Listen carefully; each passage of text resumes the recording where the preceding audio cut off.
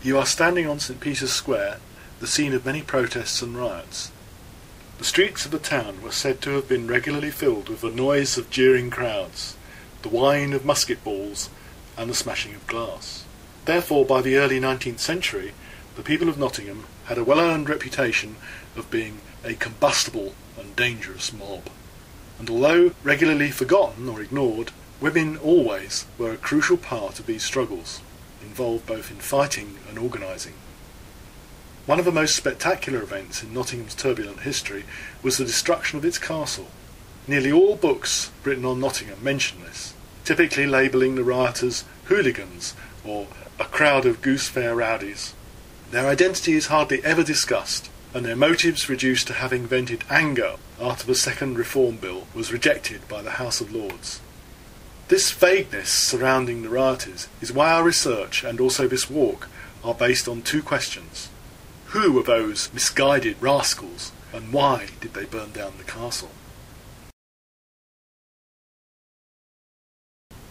Standing in this dark, narrow and foul-smelling passage gives an idea of what life in Nottingham must have been like on the eve of the Reform Riots. The town was filled with back-to-back houses, arranged around narrow courts. Construction was bad and sanitation crude. Most alleys like this one would have been filled with the stench of open sewers. But Nottingham had not long been this mighty prison of bricks and mortar. Less than a century before, it was described very differently. Nottingham is one of the most pleasant and beautiful towns in England. By the late 18th century, the garden town was sinking into slime, as the growth of the textile industry resulted in the rapid expansion of the population. But whilst most towns, which became industrial centres, grew not only in population but also in area, Nottingham did not. By 1831, 50,000 were cramped into the same space where less than 10,000 had lived a century before. In the 1830s, the bulk of the town's industrial output was not yet produced in factories, but by artisan families in their homes, where everyone worked, regardless of gender or age. The 19th century historian William Felkin enables us to glimpse into the life of a woman worker. He found a female at work between 9 and 10 at night.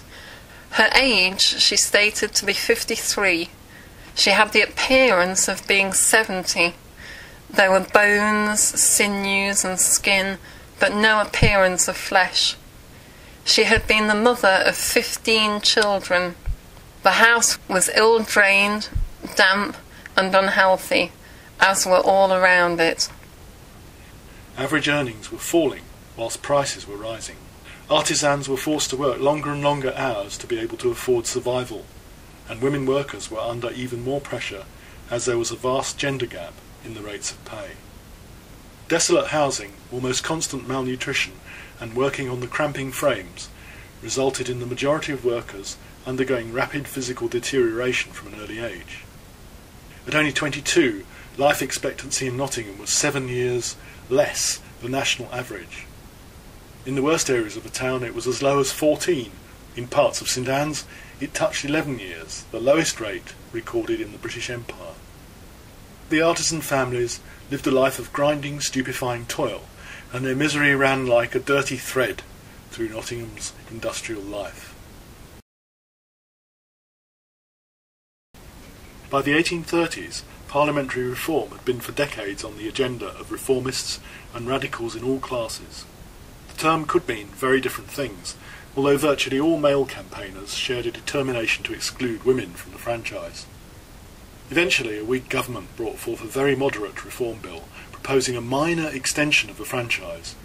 More relevant was the proposed reorganisation of constituencies, strengthening representation of the new industrial centres at the expense of some of the rural areas, thereby satisfying the demands by the new urban industrial magnates. However moderate, the Reform Bill had bitter enemies, especially among those who were to lose some of their influence. One of these people was one of the most despised characters in Nottingham's history, the 4th Duke of Newcastle, owner of Nottingham Castle. Determined to stop the bill, his hopes seemed to come true as the first Reform Bill failed in the Commons, and the second was rejected in the House of Lords on October the 8th, 1831. The news quickly arrived in Nottingham on the Saturday of the Goose Fair weekend. On Sunday morning, an immense concourse of people assembled. A passenger by the mail said that in London they were beating to arms, which was received with cheers. Shortly after, the riots began. Mr. Headley, the druggist in Clumber Street, was standing at his door. A report was spread that he had used some offensive word or gestures, causing some of his upstairs windows to be broken. About the same time, Dr. Manson, passing through Pelham Street, was struck by a missile, and it became apparent that the irritation was progressively gaining strength. Throughout that day, stone throwing at shops and houses continued. The crowds were apparently able to fight off the coppers. The police officers exerted themselves to seize offenders, but without avail, as blows from stones and heavy hands stopped them.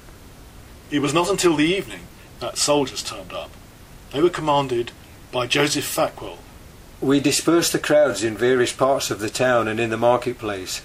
Small knots of the lowest rabble continued to glide through dark alleys and passages, and frequently succeeded in breaking windows before they could be interrupted. Eventually things calmed down that night, but they were not to stay like that for long.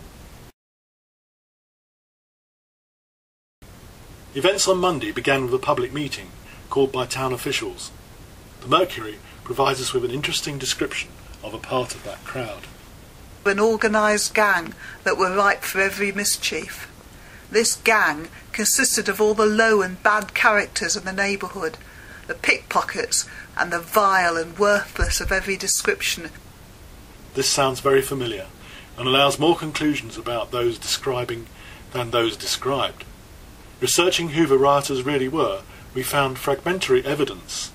One of them was described in a broadsheet.